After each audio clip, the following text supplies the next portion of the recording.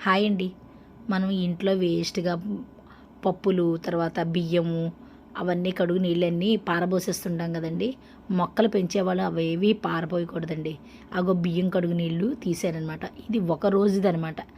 వారానికి 2, 3 సార్లు మనం మినపప్పు కడిగిన నీళ్ళు అవి ఉంటాయి కదా! ఆ మినపప్పు కడిగిన నీళ్ళు.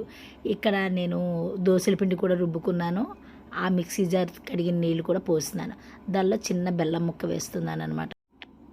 అలా మూత పెట్టి ఓ 2 రోజులు ఉంచుతాననమాట. తర్వాత దీనిలోని ఉండే పోషకాలన్నీ డెవలప్ అవుతాయన్నమాట. మైక్రో న్యూట్రియంట్స్ అంటారు కదా! అవి డెవలప్ అవుతాయన్నమాట.